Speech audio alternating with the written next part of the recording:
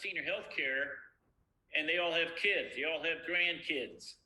They all have nieces and nephews to what? Recruit.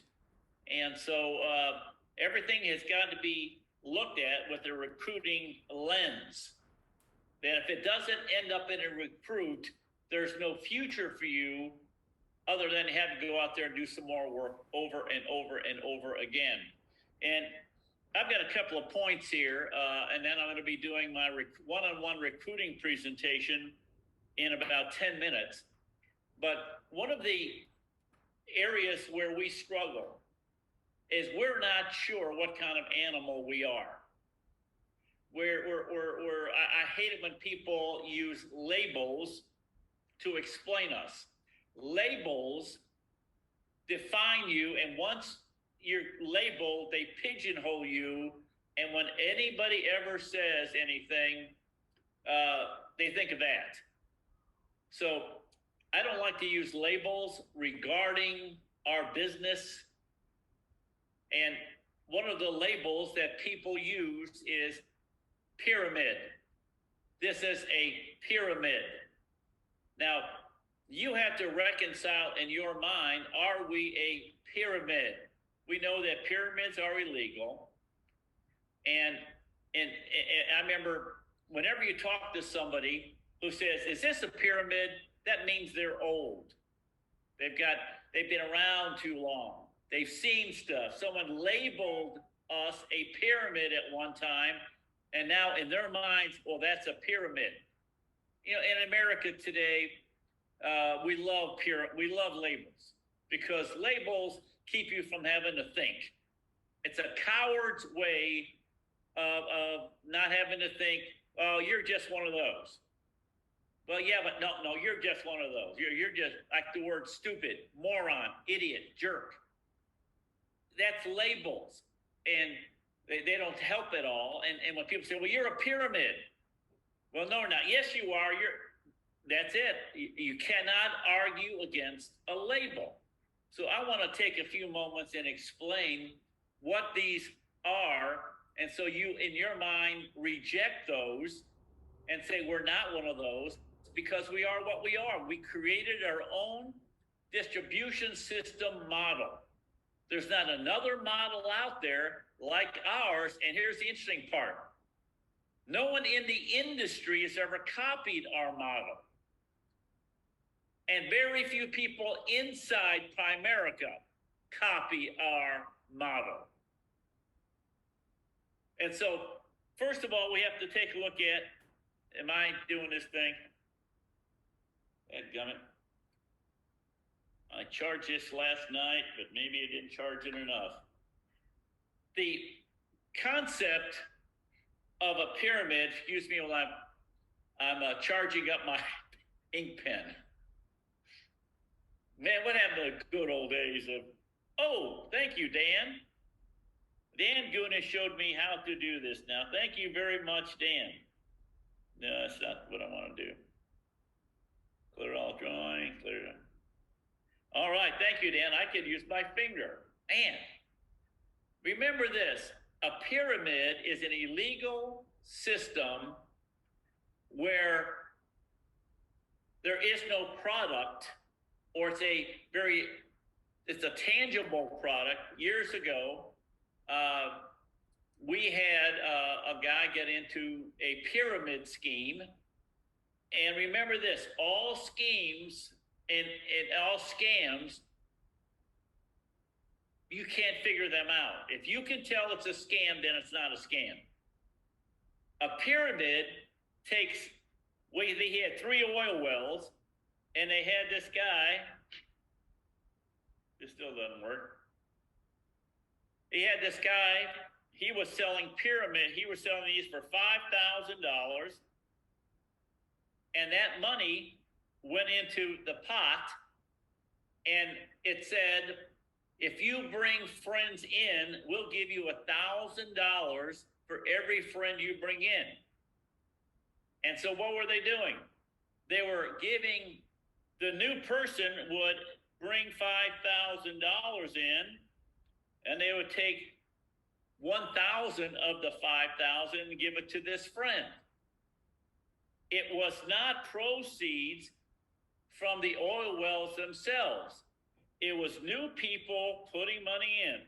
Now, a lot of people might say, well, that sounds like Social Security, where the new money goes to pay for the old money.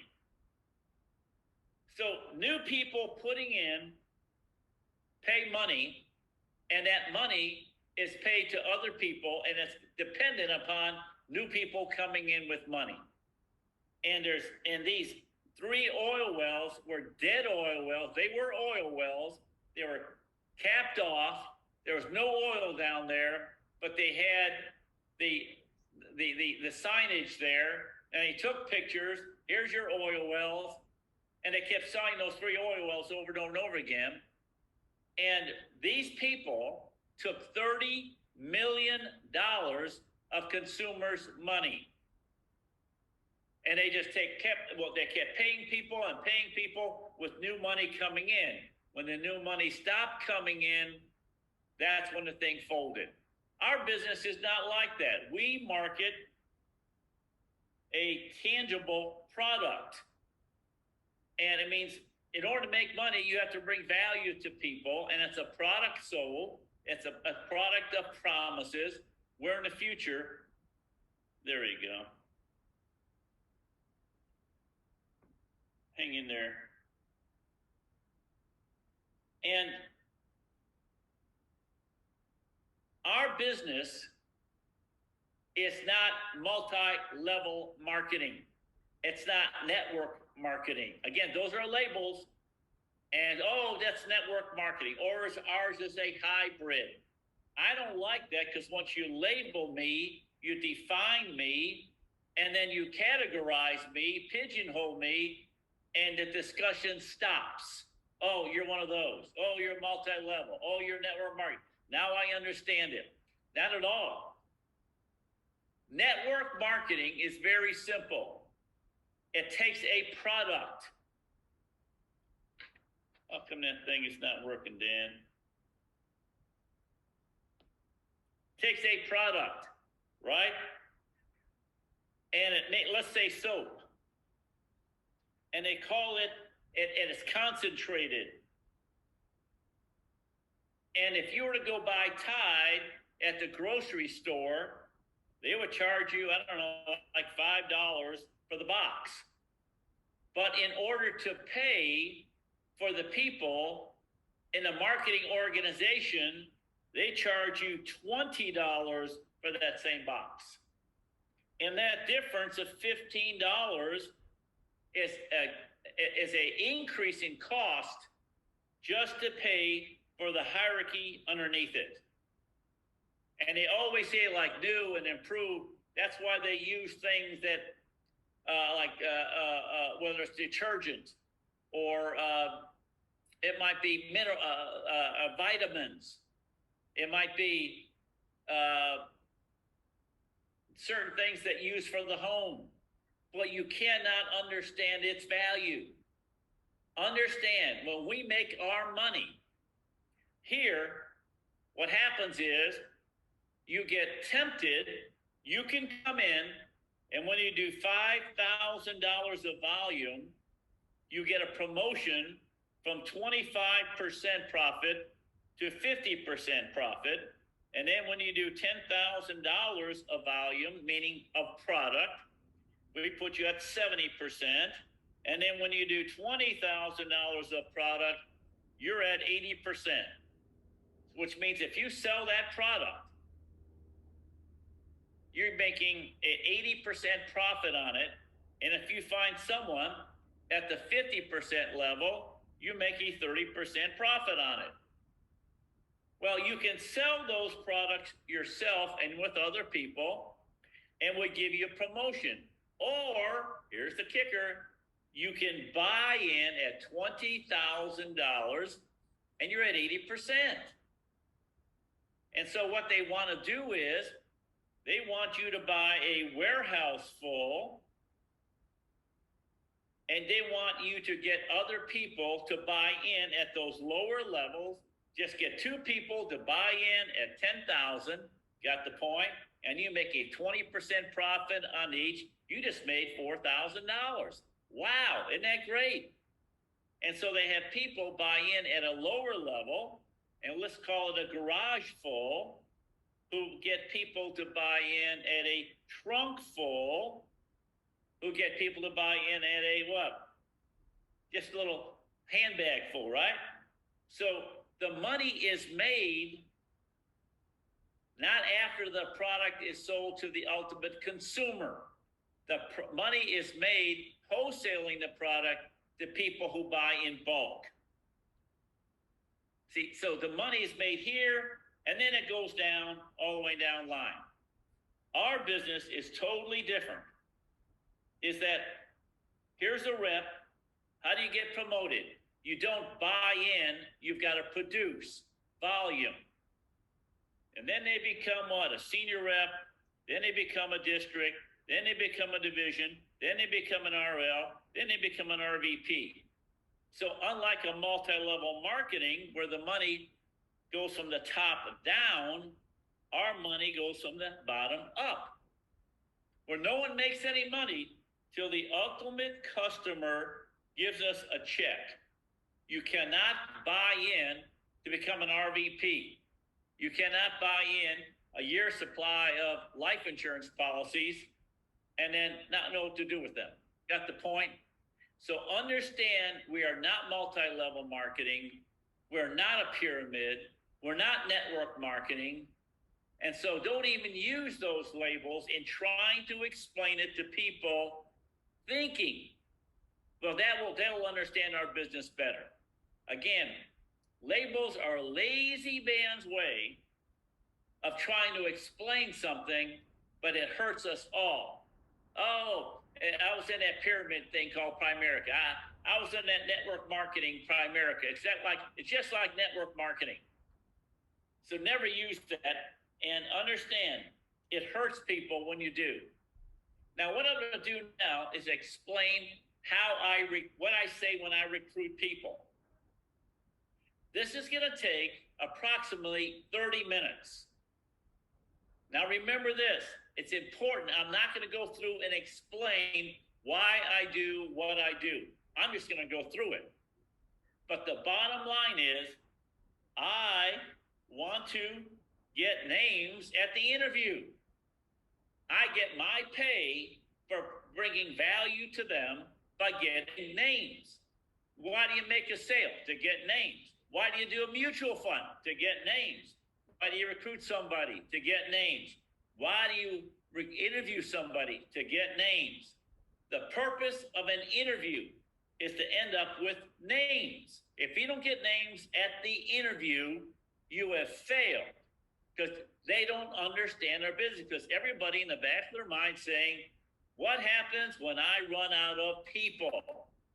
I've got all my friends, but what happens when I run out of my neighbors and friends and relatives? As if that's a bad thing. They just recruit people that they sell to their friends, neighbors, and relatives. Yeah, that's something good because it's something of value. We bring value to people.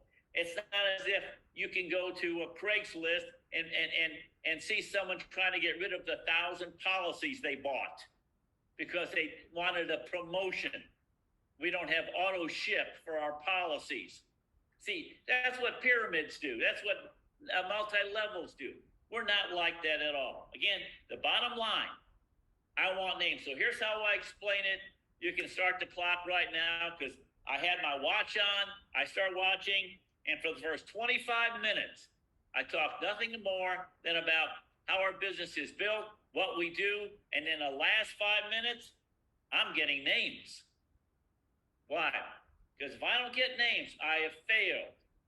Our business is just like, remember people like the word, what do we like?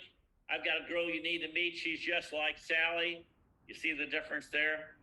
Our business is just like real estate. In real estate, you have agents. They market the products.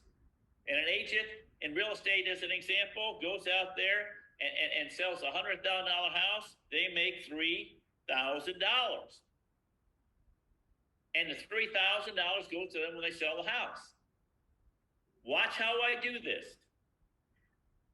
But in real estate, in order to become an agent, you've got to be recruited and trained by a broker. Now, why would a broker want to recruit people, interview people? Because every time an agent creates a client, they make a $2,000 override. So on a house, $100,000 is sold, $5,000 is paid out, $3,000 to the agent, $2,000 to the broker. That's what a broker makes. Key question: if you're going to be in real estate, listen to me now. This is critical. Would you rather be an agent or a broker? They all say, 100% broker. Why would you want to be a broker? The question is asked. Well, I can have other agents working for me. This is what they want. Well, if you're a broker, how many agents would you want? And I draw the circles because now why? I've introduced them to the circles. They now see circles as an explanation. In Dallas, Texas here, they have a woman named Ebby Halliday. Every city's got a broker. In Dallas, Texas, you know Ebby Halliday, yeah. She's a broker's broker. Because every time a house is sold, the agent makes 3, the broker makes 2, and Ebby Halliday makes $1,000. The job of Ebby Halliday is not to create agents, but to create brokers to create the agents. Now, if you're going to be in real estate, would you rather be a broker or an Ebby Halliday? They all say Ebby Halliday. Understand, this is what they want. We're the ones that have a problem with it. And now what do? And I said, well, how many brokers would you want? They all say, as many as I could get. And that's what we do. We start drawing the circles. And guess what? Those brokers have agents. And if you went out there and you had 5 brokers, right, who created 1 client each in their brokerage, you'd be making at $1,000, you'd make $5,000 that month, and you're not even around. You're on the lake. Now, why would you want to be an Ebby Halliday? So I can have brokers working for me. And you'd want those brokers having agents working for you. Yes, we're just like that. You see that? Now they got the visual. Now they've got the image of it. Our business is just like that, except we don't market real estate. We market financial products. In our business, we have representatives. In our business, a representative goes out there, and they will average about $200 in income by creating a client. And we have representatives, and everybody like to make more money. But we also have managers. The difference is a manager makes $400 every time a rep creates a client. So a total of $600 is paid out. Now, if you're going to be in our business, think about real estate. Would you rather be a rep or would you rather be a manager? I'd rather be a manager, they say. I say, great. Why? I draw the circles. Why? Because they've got to see the circles. How many reps would you want? Same thing as here. They tell me as many as I can get. So what happens is the manager has reps. If you had 5 reps creating 1 client each this month, you just made $2,000 in passive override income. See how our business works? Just like real estate. But in just like real estate, a realtor has brokers and they have brokers. We have brokers in our business, and we call those people RVPs. An RVP earns about $400 every time a person creates a client. Now, you decide on the number you want to use here. This is the numbers I like to use, right? Because they get what? 110% contract basically we get about $75 per a client for our life insurance. That's 110. That's about $1,000. Here, $6,000 is paid out. Here, $1,000 is paid out per client. Again, we're trying to get the system across and the mindset. Again, if you're going to be in our business, would you rather be a manager or would you rather be an RVP who has managers? They all tell me. They tell me what they want. I want to be a manager just like, why? Who has what? Agents underneath them. And how many managers would you want? They see the system of override and they see the system. Well, again, if you had 5 managers and they're each doing 5 clients a month each, that's 25 clients, that's $10,000 a month in income. See, my job is to help you become a regional vice president with untold numbers of managers underneath you. Again, sidebar. What am I attempting to do here? To create names. I got to get names. You know, so I've already got his cooperation. I'll use him because I don't want to go to him or her. I got him, right? So now let me explain how our business works. Most people look at our business and say, well, here's Bill and here's me. Bill wants me to go work for him. I say, no, that's not the way our business works, Fred. Here's you, and this is me. The only question you have to answer is, do you want me to work for you? I work for you. Why? Because you see, you don't know what you're doing yet. My intention is, you said you wanted to be an RVP, you wanted to have brokers, you wanted to have managers, you wanted to have reps. I want to get those reps for you. And watch what I do. You see, the only decision you have to make, do you want me to work for you or do you want me to go work for somebody else? Because I'm going to work for somebody. I'm going to build a team for somebody. I'm going to build a brokerage for somebody. I'm using the terms that they're familiar with. And then I said, this is number 1. Number 2, would you rather me prove it to you or have you think about it? Would you rather go home today and think whether or not do I want to do this, what do I want, or would you rather have me prove it to you? They all say, this is a prove it to me, right? The third thing I say, I can because that's what I do. Now, I want you to play this game with me. Who do you know that's ambitious like you are? Who do you know that is about your age, same marital status as you? Maybe you've talked to them.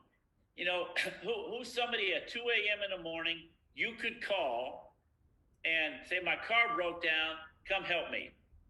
Maybe, God forbid, the 6 pallbearers that you would pick today. Who would be those people? I need 3 to 5 names because I want to show you how this thing works so I can prove it to you as you want me to, because why? I want to go to work for you. How can they say no to that? Got the point? And then what do? I start now to get the names. Now, who are the 3 people, 5 people? Well, they give me 3 to 5 people, right? Now, here's what's going to happen. I ask questions, but I give them the answer. Now, if I call John and said, John, I'd like to spend 5 to 10 minutes on a Zoom call, and here's what I'm going to say to John. John, you and I have a mutual friend in Tony. And Tony said, don't call me, by the way. Now, what did you say, Bill? Write this down. This is what I've said 1,000,000 times. Tony said, you're one of the most ambitious people she knows. Is that true? And Tony, John's going to say, well, yeah. Well, Tony said, I used Tony's name. I'm going to use your name. that you'd be open for a conversation for 5 or 8 minutes. If I called your friend John and asked him to have a 5 or 8 minute conversation, what do you think he's going to say? Yes. They all say yes. Why? Because you're the friend, and it's 5 to 8 minutes. That's what I do. So what's going to happen? Here's how it's going to happen. And this is an aside. In securities, we call this a hypothetical. Hypothetical means if you do this, here's what it's going to look like down the road if it's the worst possible scenario, correct? All right. Here's what's going to happen. I'm going to call those five friends, and it's now 10 o'clock in the morning. I will call them by the afternoon, and I will call you with the good news, because that's what's going to happen. So here's what's going to happen. Here's you. I know for a fact, statistically, at least 2 or 3 of those people, again, they've already seen the circles. They're going to say, well, listen, I'd rather have you prove it to me. Remember, I didn't say I'm going to recruit those people. I say what? I'll have at least 3 other people like you who will want me to prove it for them like I'm proving it for you. And what are they going to give me? They're going to give me what? 3 to 5 names of people they know that you don't know, by the way. And what's going to happen? I'm going to call those people and say, you know, John, Fred asked me to give you a call. He said you're one of the most ambitious people that he knows, and that you definitely would like to talk to me for 5 or 8 minutes about what he's excited about in our future of our company, right? And guess what's going to happen, John? I'm going to get 3 to 4 people just like you, and they're going to give me 3 to 4 names. And then guess what? I do it all over again. And then guess what happens? You see, you said you wanted to be a broker's broker, and I'm doing all this for you, to create an income for you. Here's what's going to happen. In the next 7 days, I will have at least 4 to 7 people that want me to prove it to them. And if I don't find those 4 to 7 people in the next 7 days, I will buy you a dinner. You might say a steak dinner. See, because why? And by the way, I've never had to buy a dinner for anybody, because this works, and it's going to work for you. You see what I'm saying there is positive. It's encouraging. People want to hear it. This is going to work. Got the point? Now watch what happens. I will create for you at least 100 people in the next 6 months. That's what I do. And if, in worst case, if only 20% of those people were doing anything at all from a client standpoint, right? Because whatever goes through here are our products. You average income of $200, you're making $4,000 a month. See how that works? The question is, do you want me to build a $4,000 a month? I can't guarantee this. It might be bigger, might be less, but it will not be zero. Understand that? Might be $500, might be $300, might be $8,000. I don't know. It depends. It might be more, but it will not be zero. Why? The math is there, right? I don't want to go out there and say you're going to be making. I can't do that. But I'm going to be making income for somebody, maybe as much as $2,000 to $4,000 a month. The question is, do you want me to do it for you, or do you want me to do it for somebody else? Because I'm going to do it for somebody. Now, what are those names again? John, okay, what's John's number, right? I get the number. Now, we know for a fact that in 20% of the cases, you will not get any names. People don't give out names. 60% of the time, you're going to get 5 to 7 names, and 20% of the time, about 3 names. You want their best friends. Again, if a person says no, depends upon if they're a coach or a teacher or somebody that has a lot of credibility. Maybe they're just hesitant. I always book a second appointment for all these people. Always book an appointment tomorrow morning at 10 o'clock or whatever time it is. And then what I do is those appointments I try to get them to have an appointment at the same time as I'm meeting with John for a second appointment. The second appointment is to what? Give them more information. Meanwhile, I'm going to call you by 4 or 5 o'clock this afternoon with the good news. Now, why do I say that? To force me to make the phone calls. People that don't get names at the interview, you're going to call somebody back, and here's what they're going to say. I've been thinking about it. And you're going, oh boy. No, I don't want to call somebody and have them say, well, I've been thinking about it, or I talked to my mother, and I talked to my wife. No, I want to call them with good news. So I call these people with good news. This person here, I don't know what's going to happen. I cannot create anything good for them if they won't give me the names.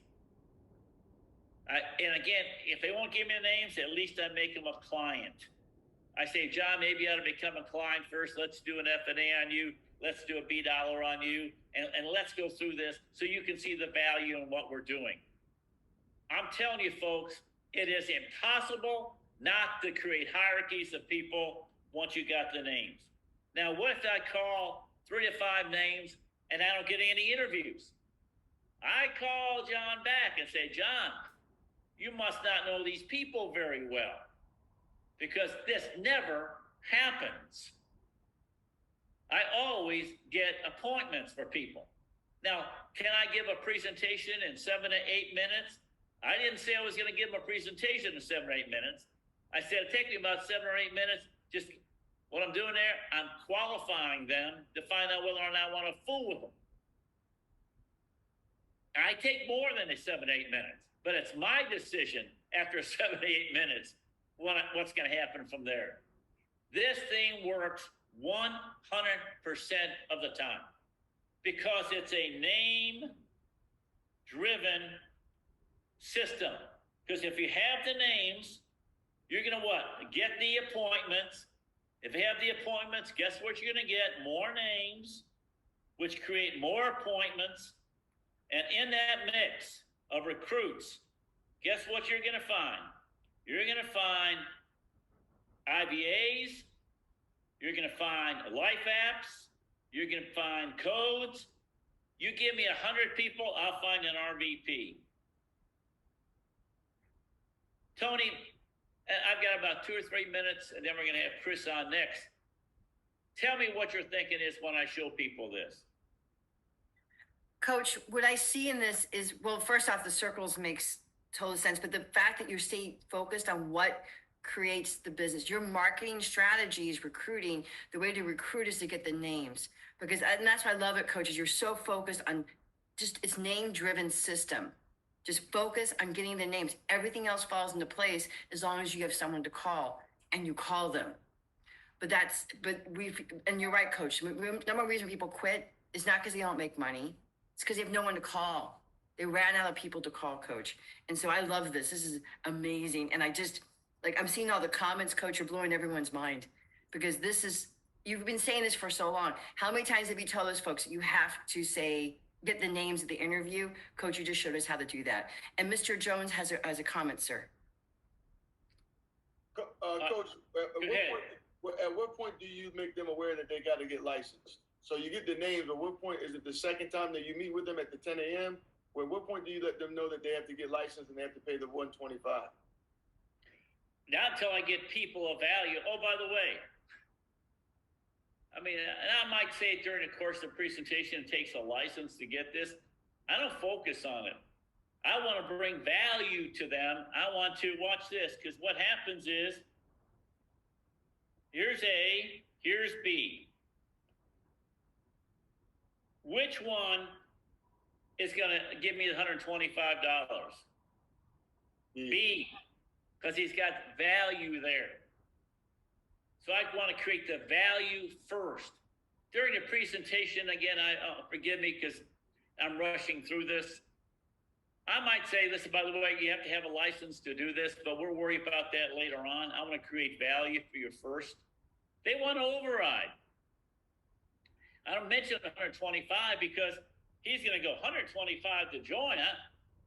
He's saying 125, yeah, but look what you've got coming. You're on your way. You see, JR? Yeah, got it. Perfect. Makes sense. Again, we worry about codes, we worry about licensing. My job is to create all this. It's not going to work. It's going to work like this.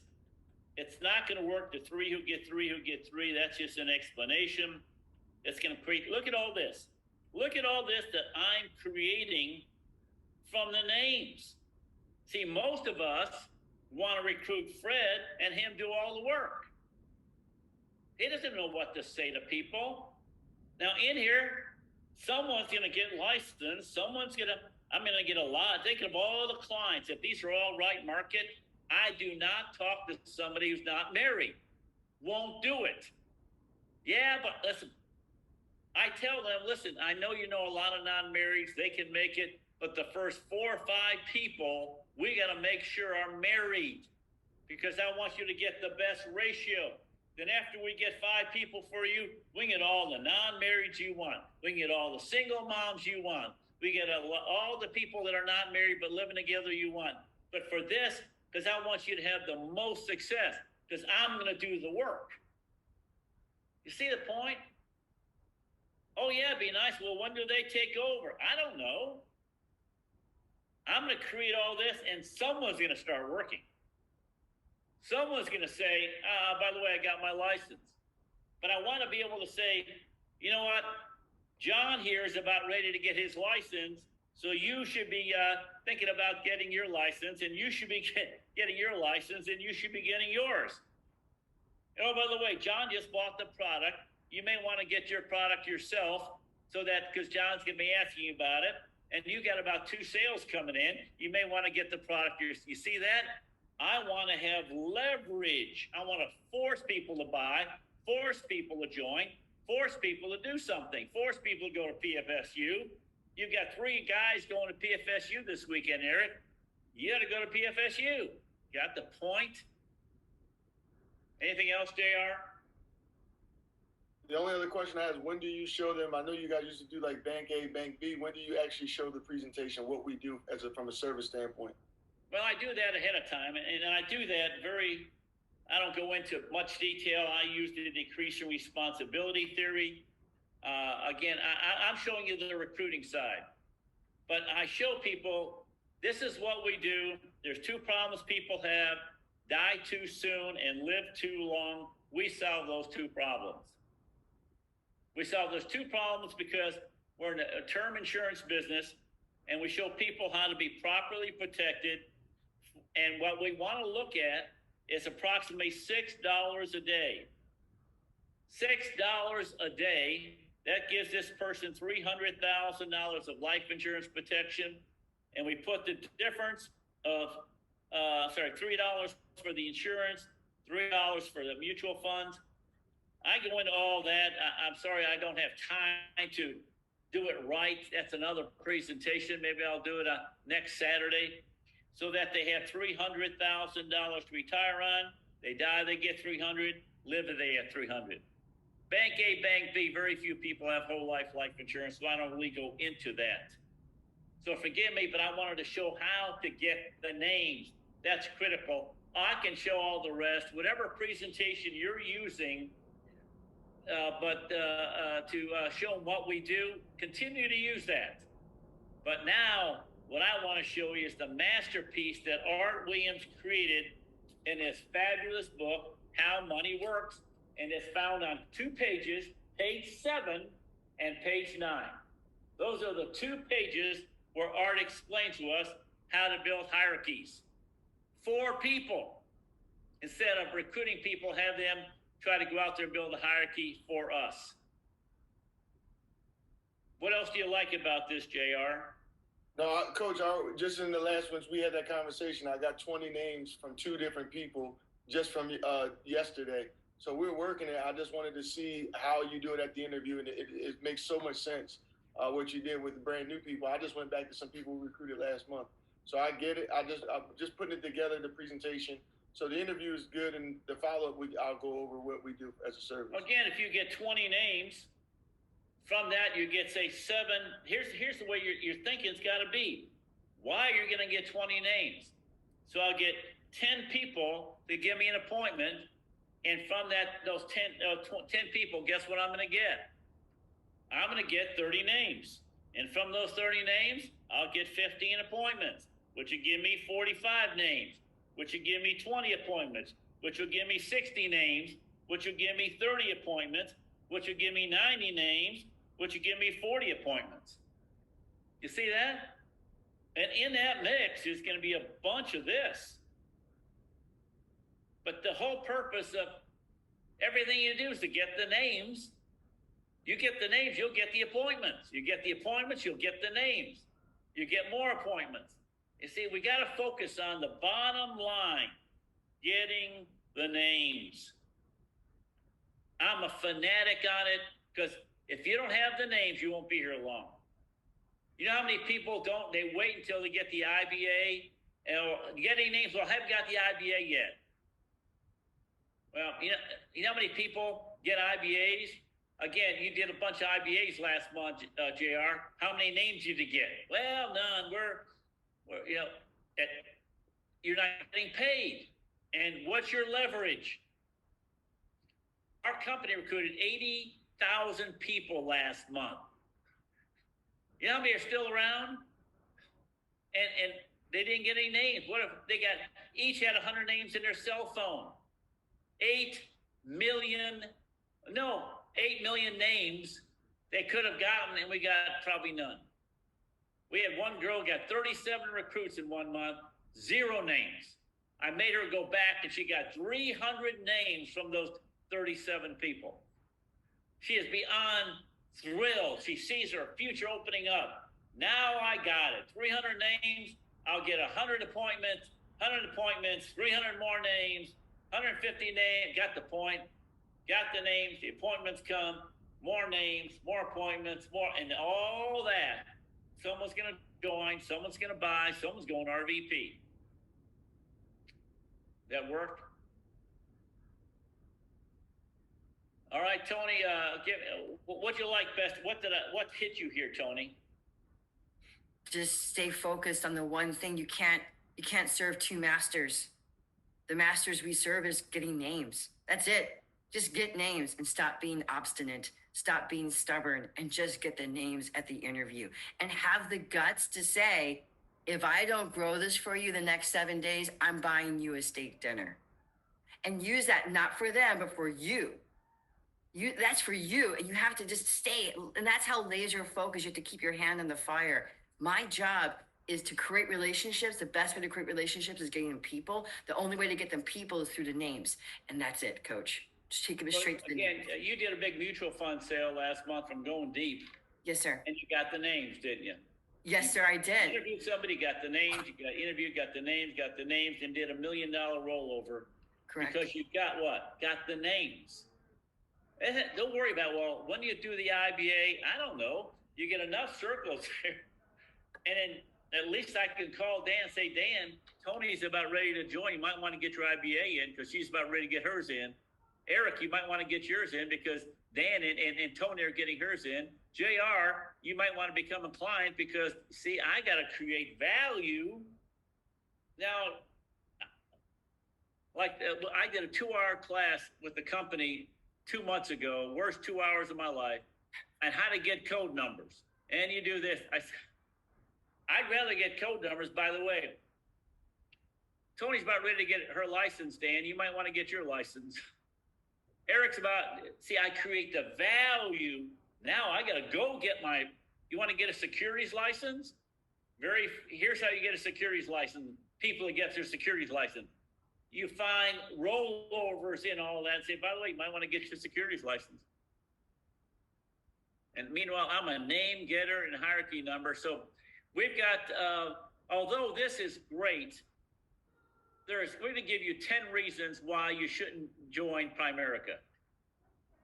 There's reasons we haven't told you about, We got Chris Peruccio, and Chris is going to tell you the 10 reasons you ought to know about not to join Primerica. So I'll hand it over to you, Chris, and then we'll finish up with Tony. And don't forget, save the date, November the 5th, Super Hierarchy Breakout with Assad, myself, in our hierarchy meeting on November the 5th from 9 a.m. to 10:30 Dallas time, Central Time. November the 5th, save the date, and we'll give it over to Chris Peruccio. Thank you, Bill. What a great training. I wish I could have known that. I could have been on this whole thing. I was taking notes crazy here. And I get the names, one of the things, it's not just a Primerica thing, and I'm going to talk about why you should not do Primerica, but I do want to say everyone does that. Facebook, Instagram, Snapchat, that's what they get paid to do. If you're on a website and you do not pay for it, if you don't pay for the website, you are the product. That list of names is what he's selling to marketers, and that's how they make all their money. So we're in the same thing. We're in marketing. It's for our firm and what we're doing. So I just want to let those of you that don't know me, I'm friends with Bill. He doesn't override me, but man, I eat up everything he's teaching and Patrick and anything Tony's doing. I want to be a part of that. So thanks for the invite. Just to give you a little bit about me, I grew up in East Hartford, Connecticut, which is, a pretty bad town. I grew up on the wrong side of that town too. So my mom, we were on welfare till I was 12. And she's told me growing up, hard work paid off, go to school, get good grades, get a good job. I believed her. She dropped out of school in 10th grade. I really thought that we were broke because she didn't have schooling. And as a kid, I used to dream of being a doctor, maybe an attorney.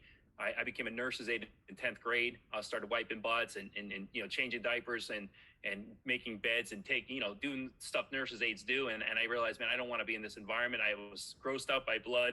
It was never got enough light. So I said, maybe an attorney. I couldn't afford high school out of college, so I joined the Marine Corps to pay for school.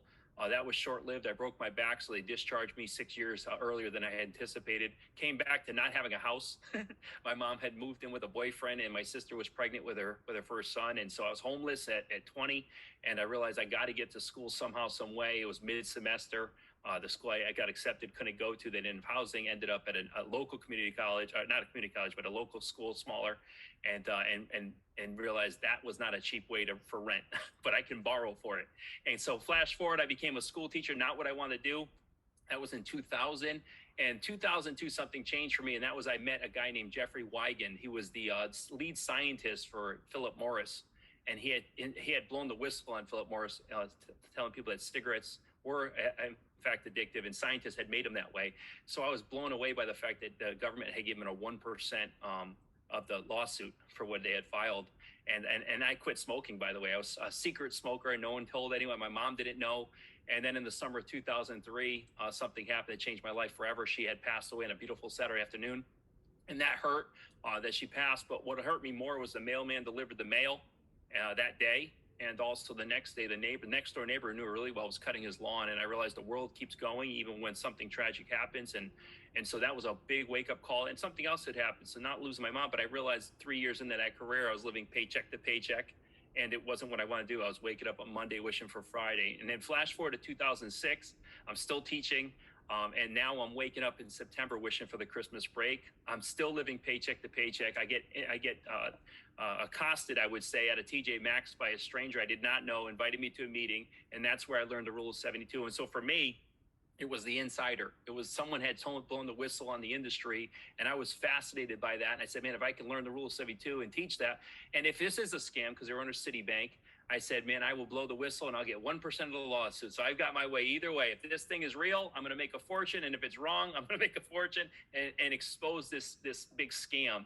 And so one of the things I do real quick, if I'm having an interview, I was taught in sales, on a scale of 1 to 10, 1 being you're definitely not interested, and 10, you're really, really excited about getting started. Where would you fit? And most people would say, I don't know, somewhere in a 7 and 8. And I say, what would it have to take to get you to a 10? Dan, and I would try to move them towards that, And what I learned is a strategy, and I don't know where I got this, but I say this. I would say to someone like Tony, I'd say, Tony, on a scale of 1 to 10, 1 being you're shaking your head in agreement because you just want the presentation to end, you're just dying inside, you don't want any part of what I'm doing, and 10 is you're super excited. Where would you fit on a scale of 1 to 10?